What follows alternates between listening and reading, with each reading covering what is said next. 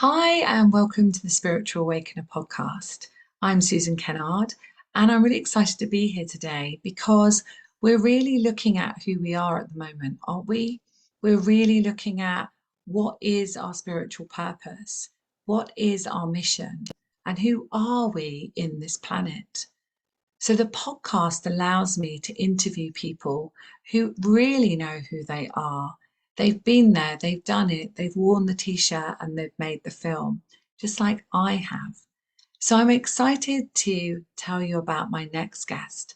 Her name is Zoe Davenport. She's going to tell you all about her. But I want to tell you that before we came on this interview, I saw two incredible shafts of light coming down from source energy, joining the two of us together. So I think you're going to be in for a treat. So welcome, Zoe, to the Spiritual Awakener podcast. Thank you. What a pleasure to be here. Great, brilliant. Well, we know each other from being colleagues on the circuit of working in the spiritual field, and our good friend John Burgos with Beyond the Ordinary. And we connected that way, which is really beautiful. And I love the way that the universe just lines up for people to connect. So tell us about who you are and tell us about a really significant turning point or spiritual awakening that you've had in your life, which has led you to be the incredible channel that you are. Well, I'd say I had what you would call a spiritual awakening around 12 years ago, around 2008. And it was quite subtle. And then it was a lot more aggressive in terms of the complete dissolving and shifting of my entire reality. So the construct of being in partnership and my home and my job and career and money and everything just kind of collapsed. And it left me in a space of wondering and questioning. And I didn't know what I was wondering about, and I didn't know what I was questioning, but I knew that there was something beyond what I could perhaps logically figure out at the time.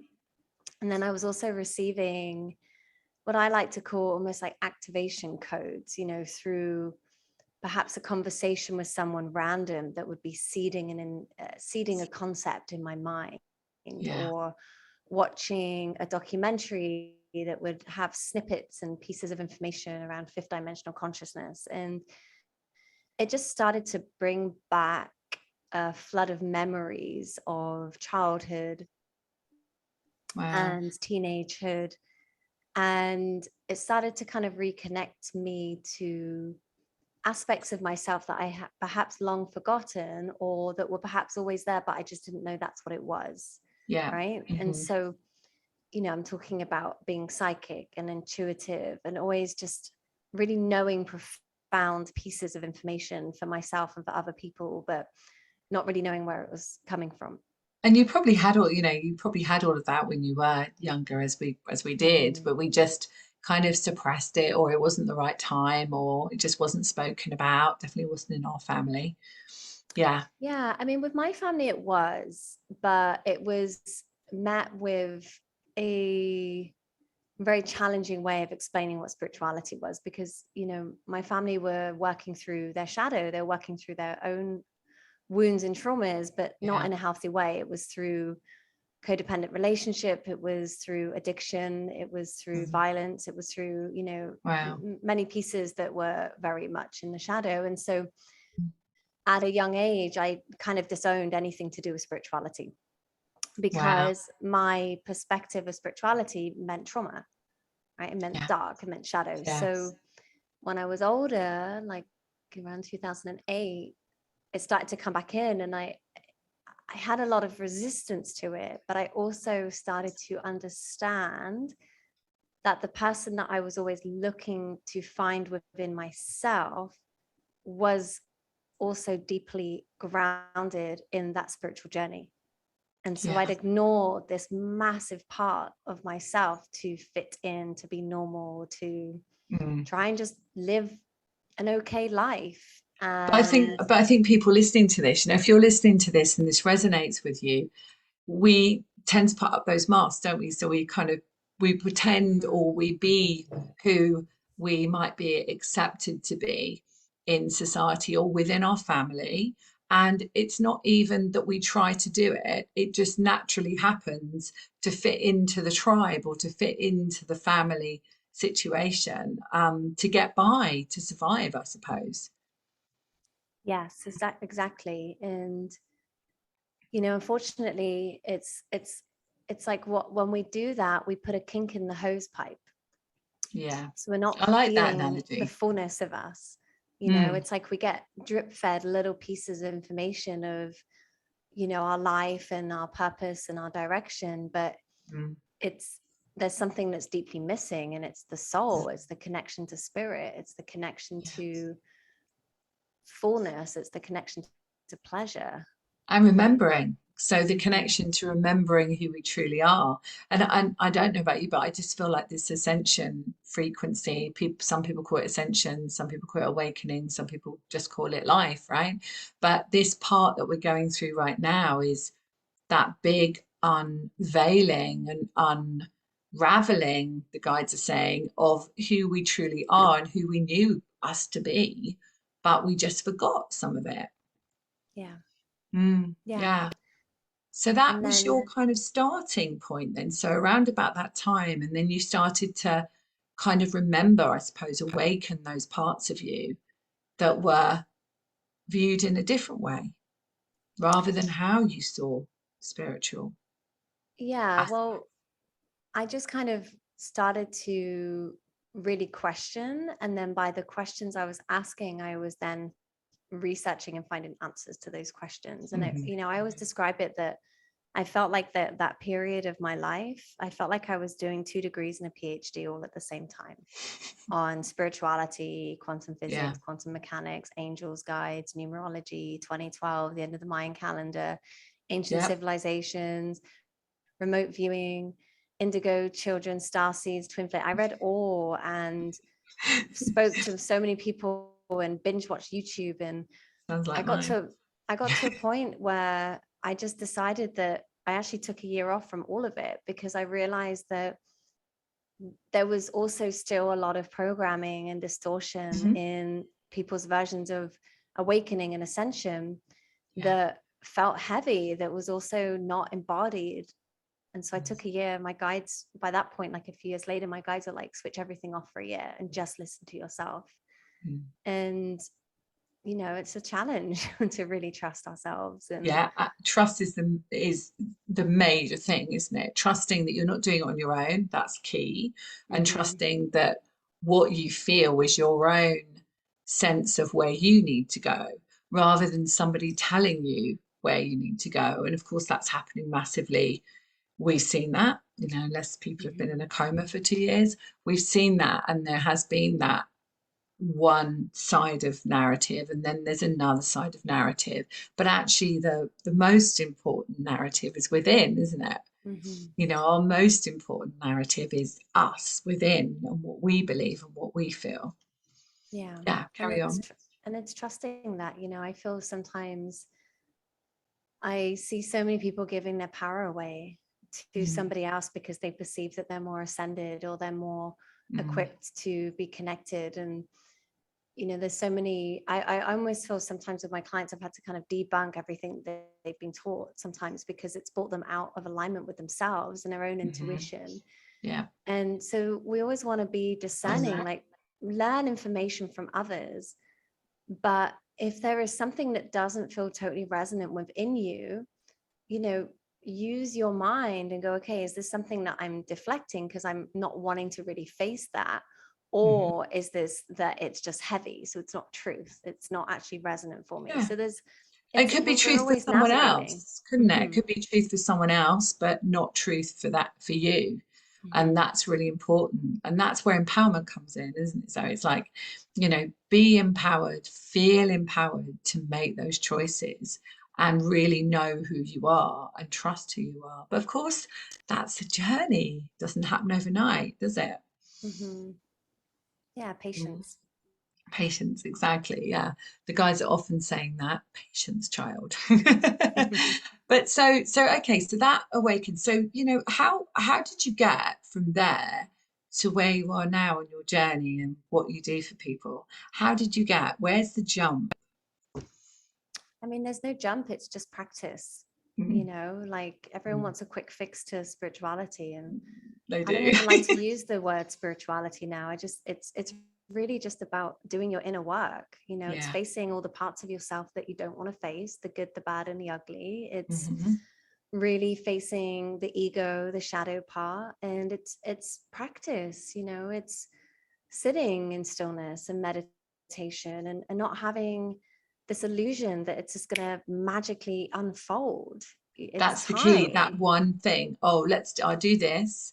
And then when I've done that, I'm going to be completely fine. Yeah, it doesn't work that way, does it? It's like Mhm. it's an ongoing journey of noticing and watching. And I always feel like it's like being a witness to your own life and looking at the reflection that reflects back to you in your life. And that's a really good indication of where you are, would you say? Mhm. It's Mhm. like, if that's lovely, if that's free, if that makes you feel good, if that relationship feels good, if you feel good in your life and your body, then you're doing pretty well, And if there's something that isn't feeling that, then you look within to find maybe that practitioner, maybe that support, maybe that page in that book, maybe, the feather on the floor, whatever it is, you're asking for that little bit of a guidance to say, actually, yeah, it's time to release that. It's time to do that inner work and, perhaps not feel that anymore. That used to be you, but it's not anymore.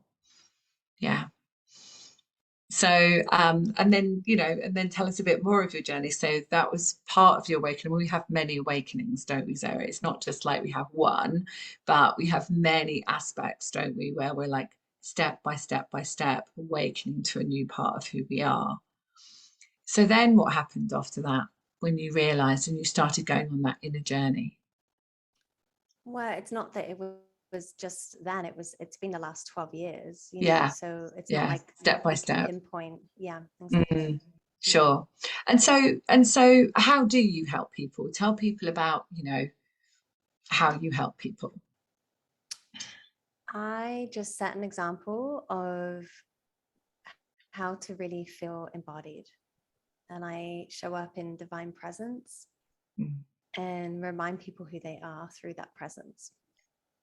And so I wow. ran different programs and courses. Like Mhm. over the last 7 years, I've run a lot of group programs and mentorships and retreats and workshops and seminars and talks. And I wrote a book, and just Oh, tell us about your book.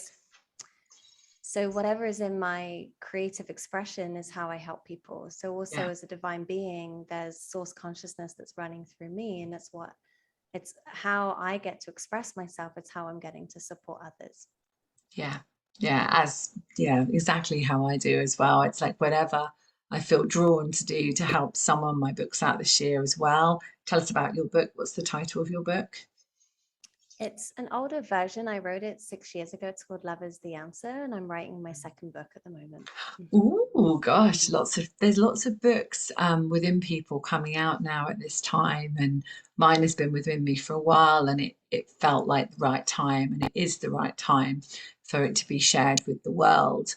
But it is definitely an expression that we're bringing, which is very different now to it was many years ago. And so if you're listening to this and you thought, well, I thought I would be somewhere else. I thought that I would be further on my journey. Just know that you are in the perfect place for where you're meant to be right now. And we don't have to strive, we just have to notice. Would you say that, Zoe? Like really come into that presence of who you are and just notice and listen to where that next place takes you, that next step. Sorry, what was the question? So it's really about, kind of, I'm thinking for my audience here listening to this, right? And what they would be kind of wondering about. So they might be, I want to be somewhere else. I thought I would be somewhere else. And actually, what you're saying is actually it's about being in that source presence, in your own source presence, and being in that present moment and sharing whatever expression, whether it's a book, whether it is talking to someone, whatever it might be, and sharing that part of you with the world. Yeah. And it's also about, being okay with where you are and not judging, right? Because Yeah. it's the ego that wants to be somewhere else. Yes. And there's nothing wrong with desire. And there's nothing wrong with wanting to work on yourself. And there's nothing wrong with wanting to manifest. Those are kind of fun pieces of the puzzle. Yeah. But if you really don't want to be where you are, you have to face the reasons why. What are you trying to escape? What are you not in awareness of? And actually, by being here now, in this moment, in this divine presence, is when you get guidance for that next step.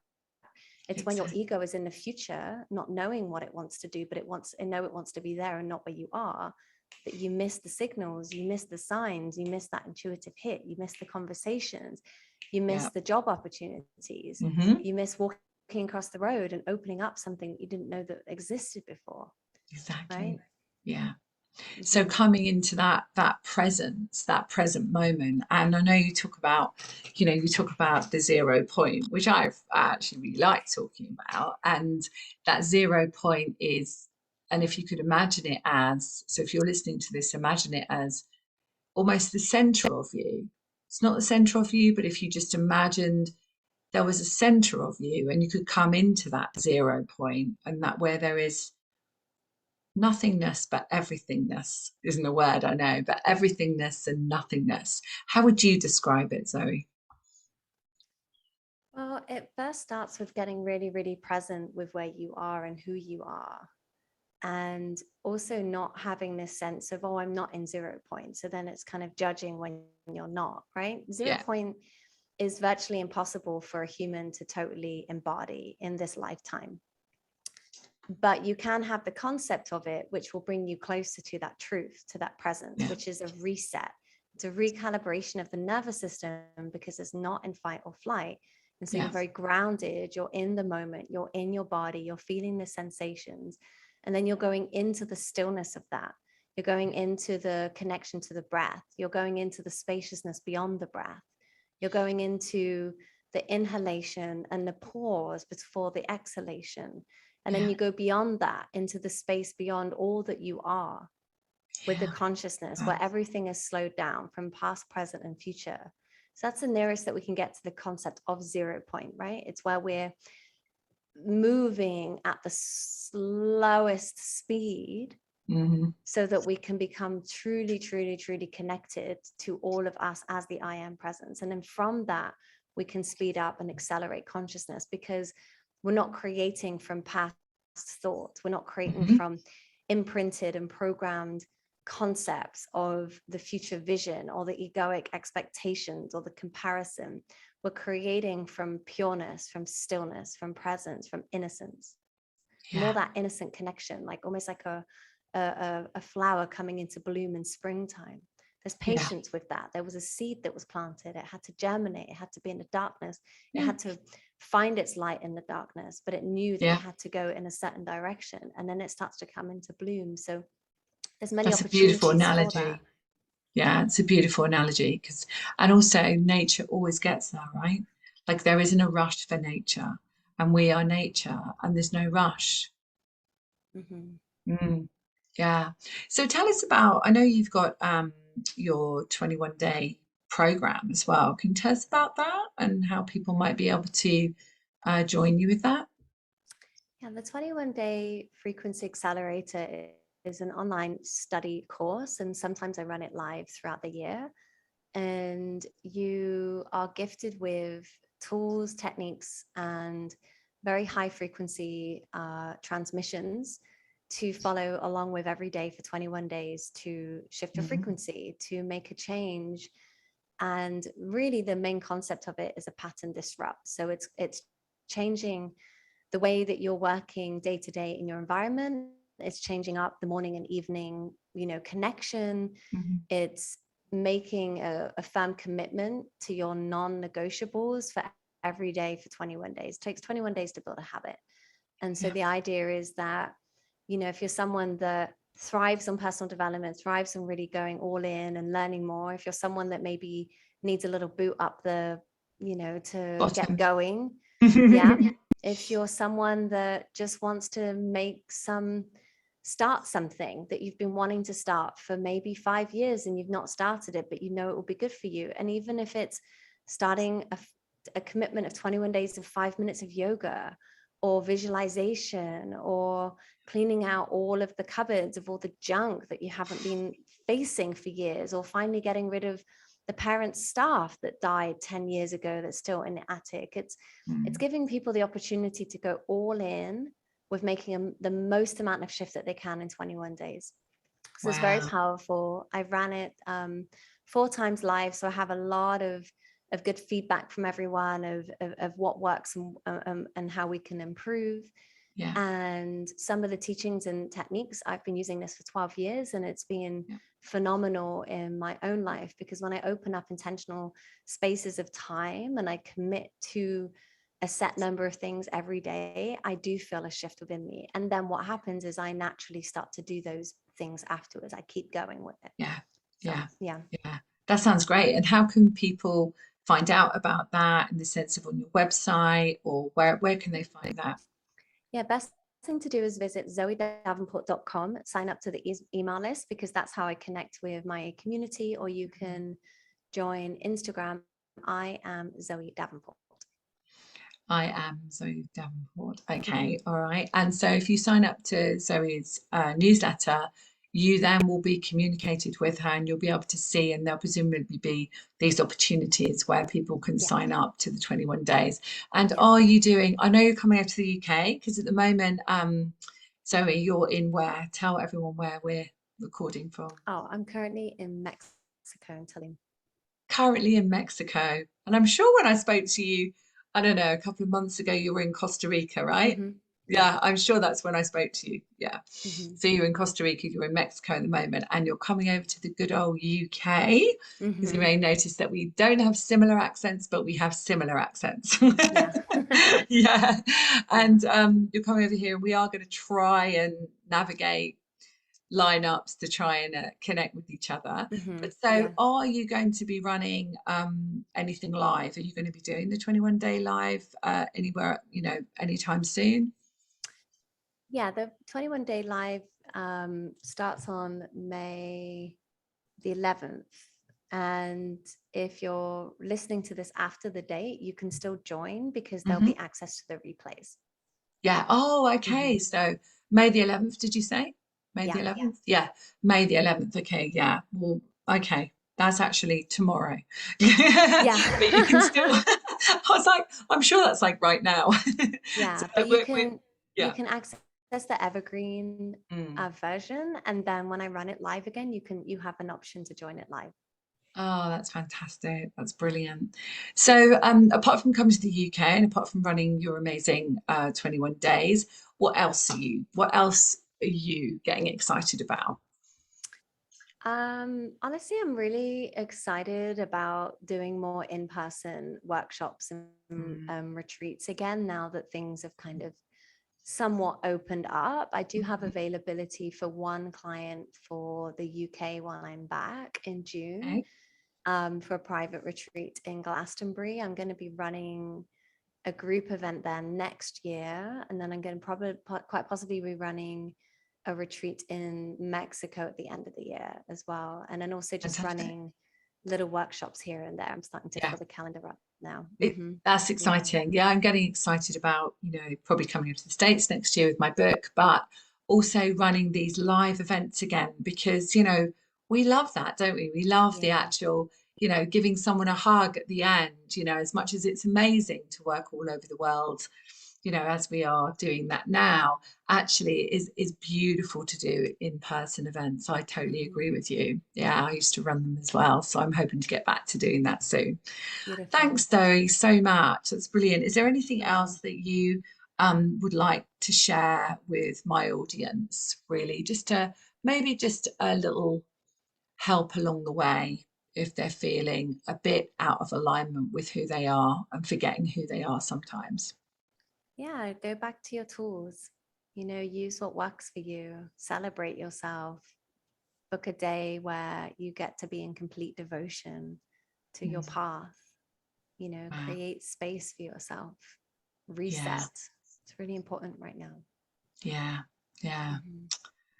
So listen to that, everybody. Reset, and not in the one that people have been talking about, actually your own emotional reset, your own frequency reset, and allow yourself to come into that part of you that knows absolutely all the answers for you.